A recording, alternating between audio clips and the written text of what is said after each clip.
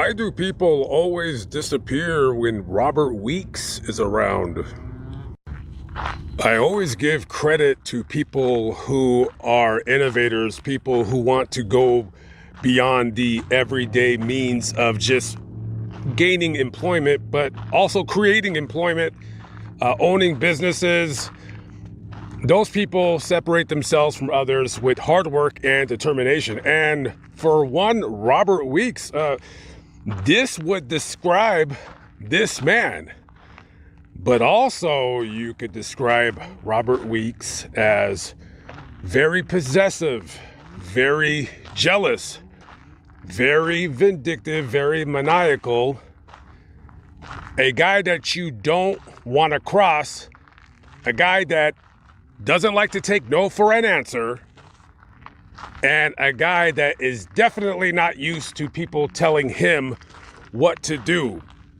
Now, Robert was born from humble beginnings in Alabama on September the 3rd, 1928. His family didn't have a lot of money. I wouldn't say they were poor. So this guy, when he wants to seek higher education, he's going to have to pay his way through school.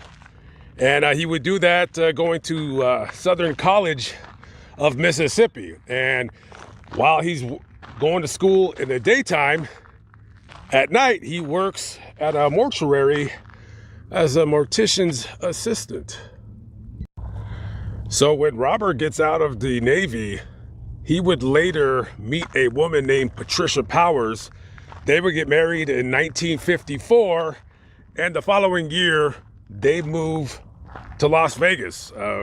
Robert heard that Las Vegas is a great place to get a business started.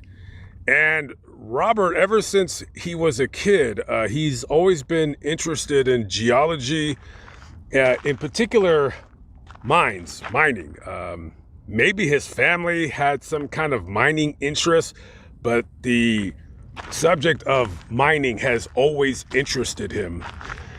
So in 1955, Patricia becomes Patricia Weeks, and Robert and her, they move to Las Vegas, Nevada. They settle down, and they eventually have 4 children. Now, Patricia probably doesn't know this, but when she marries this guy, she doesn't realize how much of a psychopath he is. She doesn't realize how jealous and possessive he is, how abusive physically and mentally. So in 1960, Robert had started his, Las Vegas's first limousine company. And with that, there is a lot of hours where you're, working and you're away from home, which Patricia didn't mind because things were getting very, very bad in the marriage moving into the early mid-1960s. So while Patricia would raise the 4 girls that they had, Robert's spending a lot of time at the limousine company.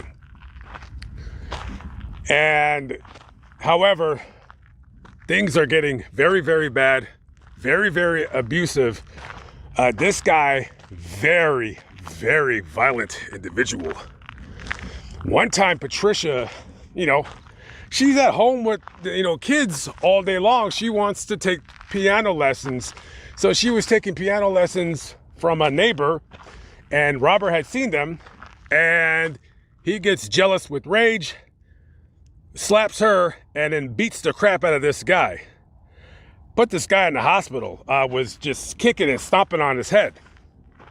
He would get later arrested and charged with that crime. But of course, by this time now, he's not a millionaire, but he's making very, very good money. And as the money's rolling in, he would later get a business partner, and he would start buying up mines. And there's mines in Nevada, silver mines. Some of them, I'm sure they have silver, some of them don't. He would buy mines dotting around Nevada, and some of them were abandoned, but he still bought them because they're being sold for pennies on the dollar. So by this time now, it's 1967. And Patricia, she's done. She is fed up. She has had her fair share of beatings from this guy. Him being controlling, not allowing her to have friends, not go out, always asking where she's been, always suspecting of her cheating. She's tired of it. So she would file for divorce from Robert Weeks. And the divorce would be finalized in the beginning of April 1968. Now, in the divorce, she is given the house, both the couple's cars, and full custody of the 4 children.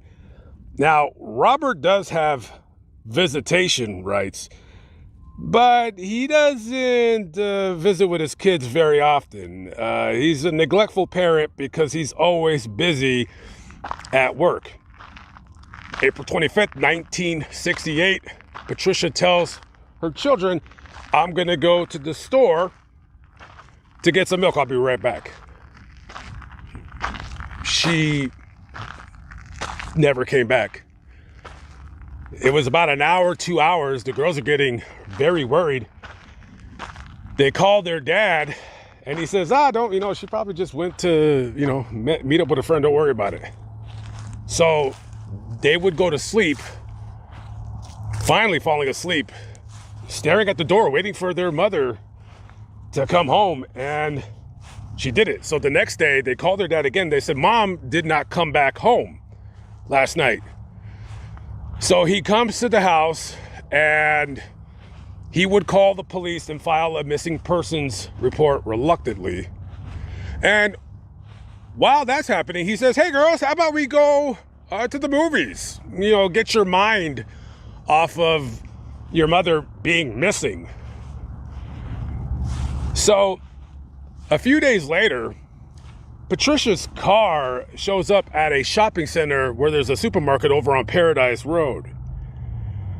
Now, the police, they discover the vehicle and they have it towed to their impound, and they have a missing woman.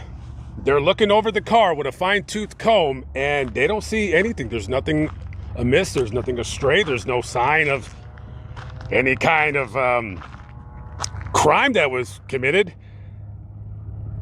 Patricia would just simply disappear. So as the police department is dealing with this missing persons report, and they're dealing with other crimes too, they're questioning Robert about where Patricia is, and he's not very concerned. A little unsettling, but we all act different under stressful situations. But he doesn't look particularly concerned. And as 1968 turns to 1969, you got the International Hotel opening up.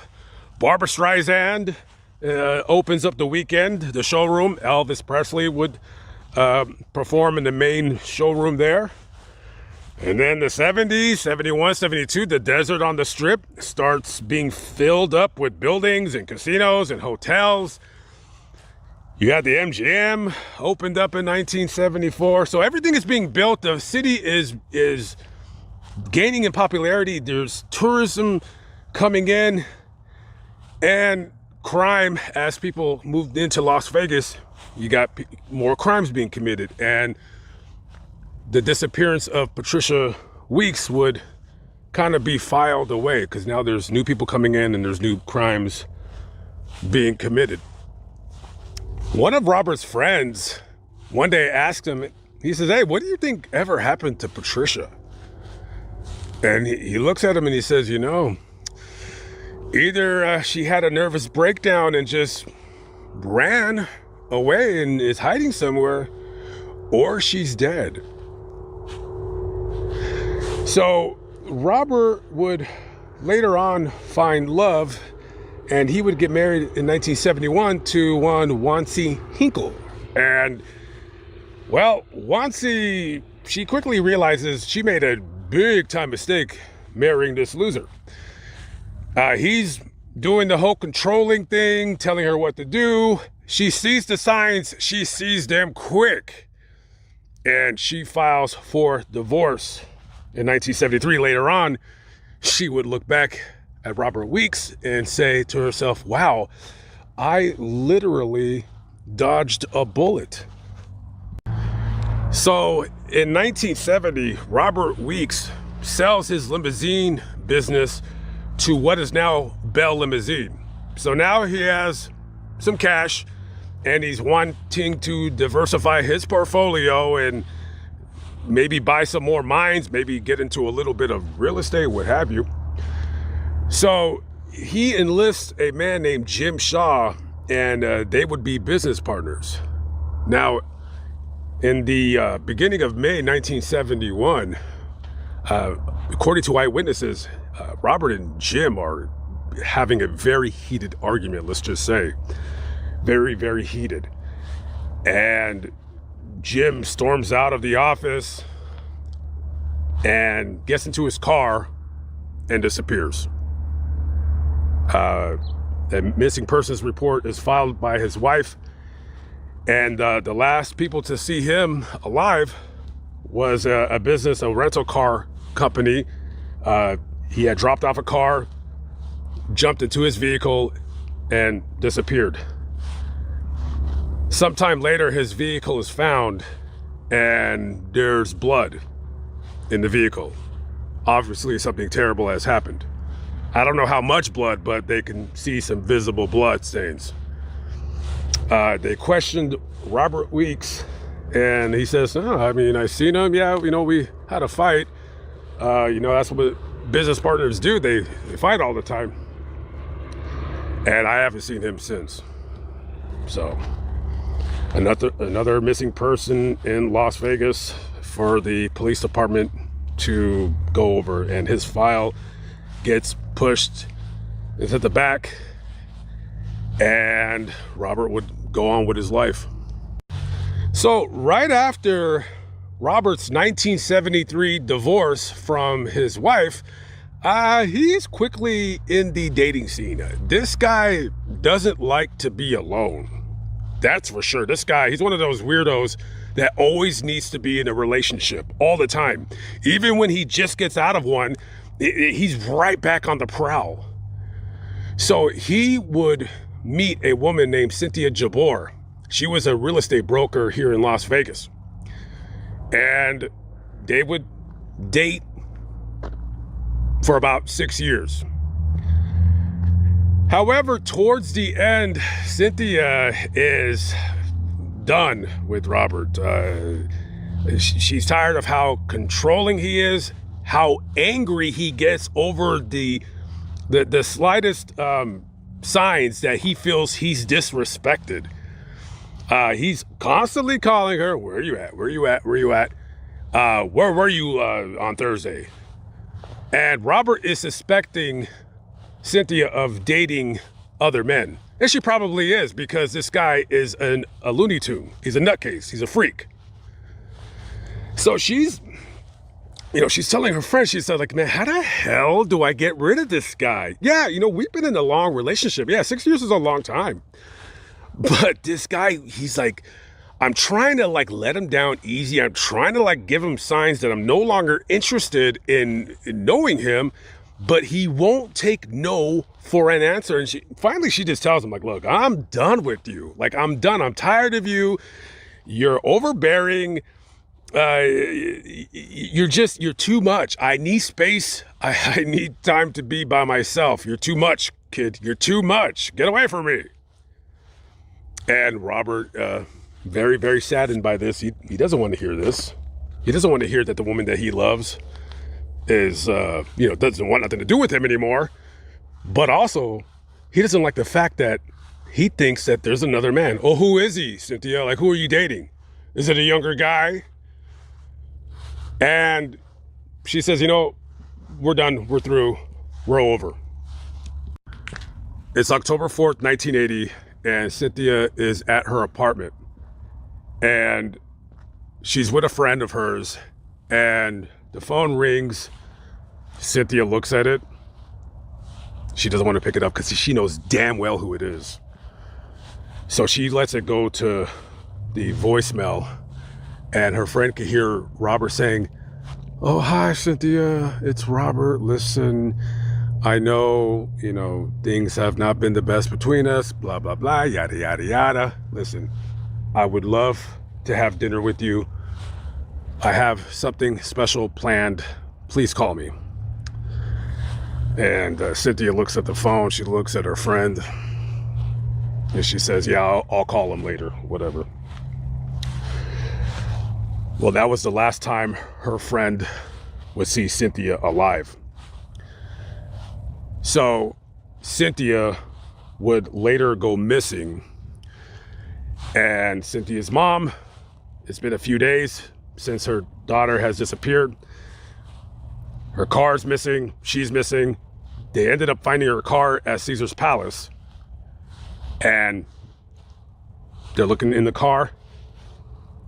No signs of any crime. There's nothing amiss, astray. You're looking for like a purse left or spilled out on the floor of the car. You're looking for some kind of sign that something terrible happened, but nothing. It's just a normal car, just like any car you would drive. There's nothing there.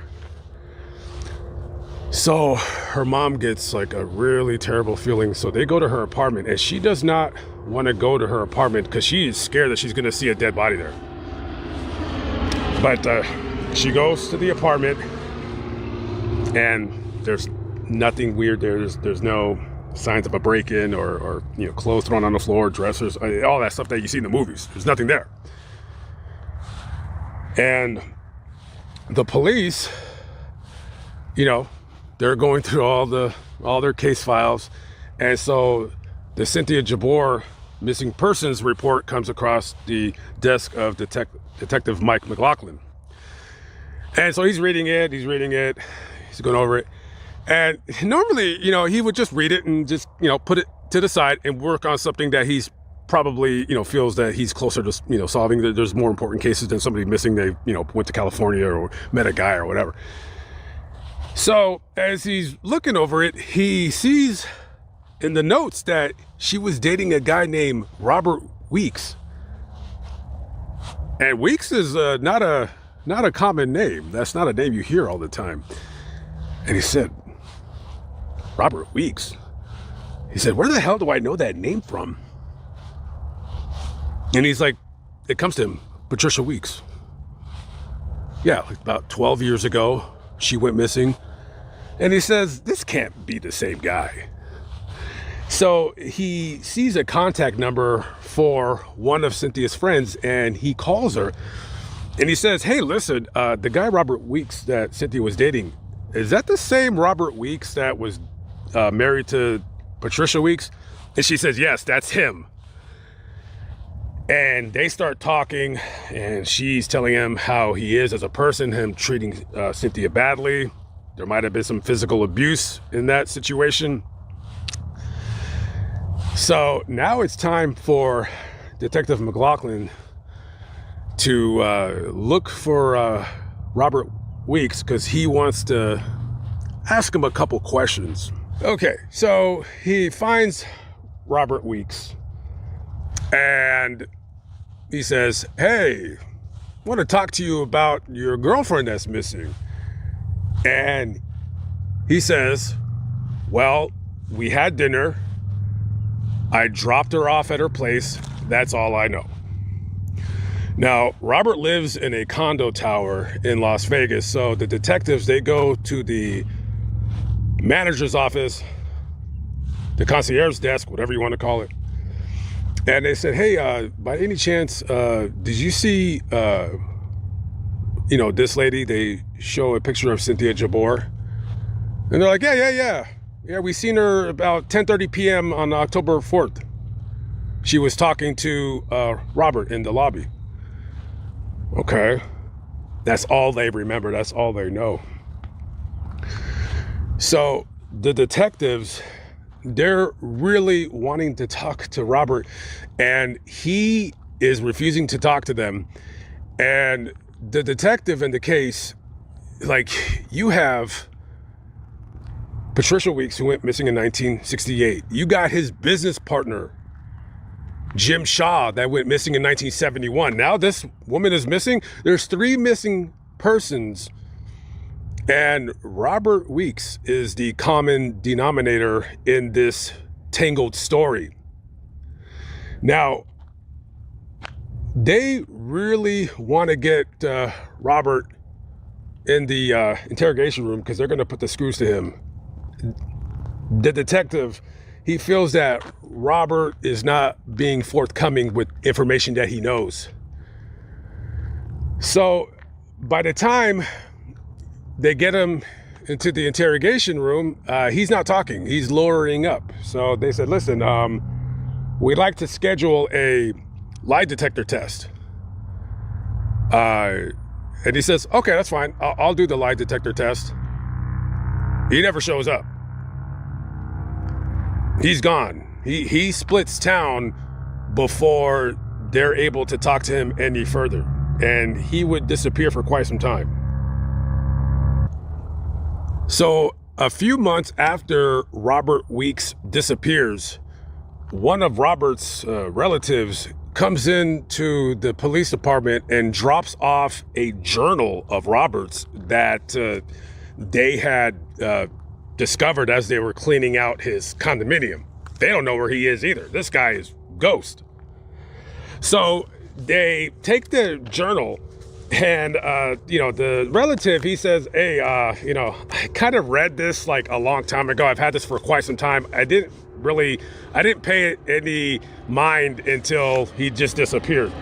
So one of the detectives, she's looking over in the diary, and in it, gibberish, but there's a passage that says, Paul Mason dead, like with exclamation marks.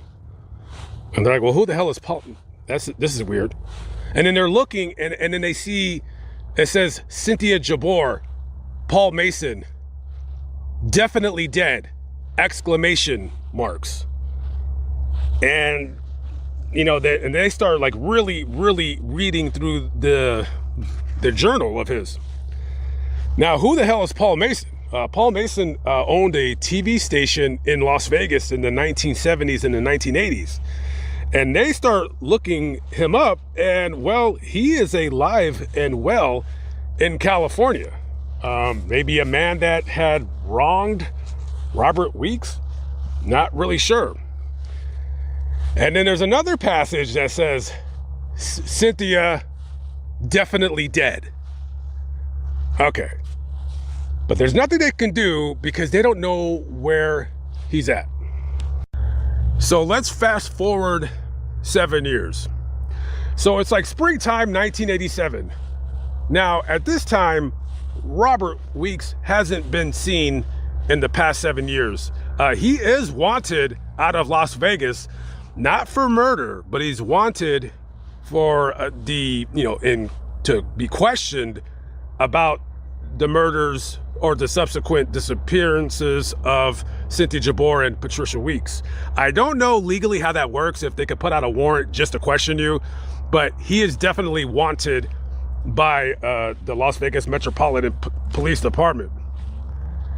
So in the spring of 1987, NBC is developing a television show where they're showcasing crimes that has befuddled detectives. They're throwing in a little bit of supernatural stuff. It's a little show you might have heard of. It's my probably favorite show of all time, Unsolved Mysteries. If it wasn't for that show, I don't think I would be where I'm at today. Not saying a whole lot, but anyways. So they showcased Robert Weeks' story. It was actually one of the very first stories that they put on Unsolved Mysteries. At that time, it was hosted by Carl Malden. I bet you guys didn't know that. Yeah, before Robert Stack, he wasn't the original host. So anyways, but he would later quickly be replaced by Robert Stack. So they showcased Robert Weeks, and all of a sudden the studio gets flooded with calls. At least 20 people call, and they're like, yeah, I know that guy. That's Charles Stolzenberg. He's a businessman. He's down in Tucson. He actually lives in my neighborhood. And another guy, I know that. That's Charles. Yeah, he lives in Tucson. And this lady calls her friend, and she says, "Did you know your boyfriend is on Unsolved Mysteries? He's wanted for questioning in the murders of his ex-wife and girlfriend." She's like, "What the hell?" And she's like, "No way." And so they get like 20 calls. So I'm assuming the FBI or law enforcement down in Arizona. So they find out exactly where this guy is working. He's working for a business down there. And so they're spying him, and they're looking, and they see him. That's definitely Robert Weeks. He looks a little bit older. It's still the same guy. So one of the detectives goes into the business, and he just kind of nonchalantly just passes Charles and says, "Hey, Bob." And the guy turns around and says, "Yes."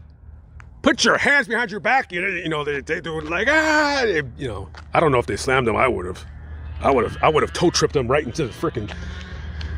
So they arrested him because he had a warrant for embezzlement out of Arizona. So they lock him up at the jail. The bail is absurdly high. He's not getting out.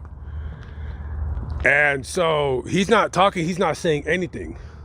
So they would later drop the embezzlement warrant because about 2 weeks after his arrest, a Clark County grand jury indicted him for the murders of Patricia and Cynthia.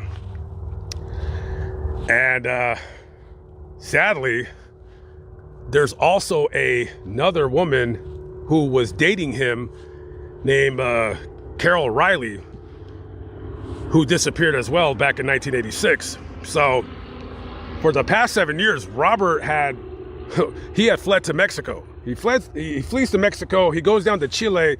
He's like down there for about 3 years. He comes back with a fake passport of a fictitious name, Robert Smith. It's a Libyan passport. You can't make this crap up. So he would come back to the United States, settle down in San Diego, and he started his own construction business. So he goes out to vacation in Longmont, Colorado, and he breaks his leg. So he's in the hospital, and Carol Riley, she had just got out of nursing school, and they start developing a friendship, and he's like, "Listen, why don't you come with me to San Diego?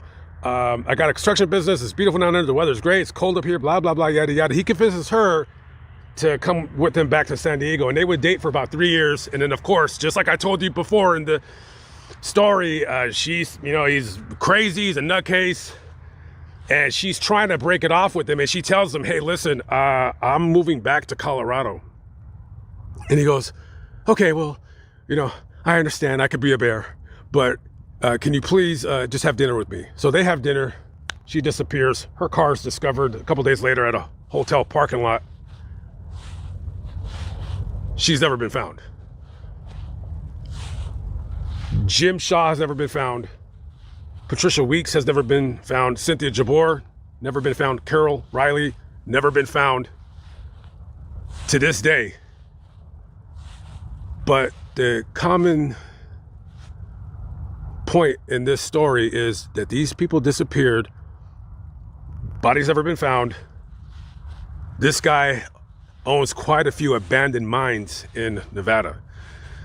You could just throw something down a mine shaft and it'll never be found ever again. So Robert Weeks would go on trial for the murders of Patricia Weeks and Cynthia Jabor. By this time now, it's been 20 years since Patricia has disappeared, and it's been about 8 years since Cynthia's disappearance. Now, there's no physical evidence, right? There's no physical evidence, but in cases like this, when you have 2 people's presumed murders, 4 people's presumed murders, You got to get this guy. And so they would call upon Patricia's attorney, who had confided to her that she was scared for her life because Robert had threatened her. You got the testimony of the friends and family of the other victim, Cynthia Jabor, stating how violent he was, how the lady that was with her the afternoon she disappeared, that Cynthia was nervous, that she was scared. And also another friend of Patricia's had stated that Patricia had confided in her that he had threatened to kill her. So you have all of these people coming forward, and then you have his daughters testifying, saying that, you know, our mother would never, ever leave us. And it would only take about 8 hours of deliberation before this man right here, quadruple murderer, Robert Weeks, would be found guilty of those 2 murders, and he would be sentenced to life in prison. He would only do about 8 years. You can see the death date, September 20th, 1996. He died. And the other 2 people, Carol and Jim, their bodies, along with Patricia and Cynthia's, are somewhere down an abandoned mine shaft somewhere in Nevada, a very, very big, very empty state.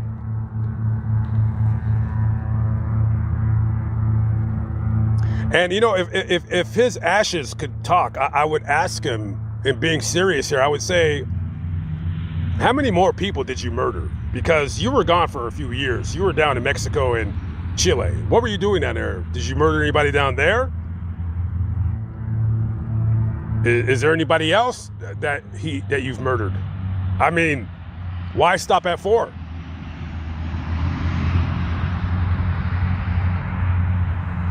And I'm sure just like now, just like in that interrogation room 45 years ago,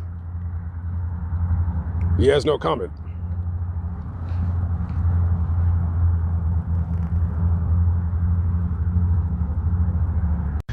Okay, guys, I am out of here. Some videos are short, some are long. I like to kind of switch it up every now and then. I am headed on my way to Kingman, Arizona to finish up a video that I got done doing earlier.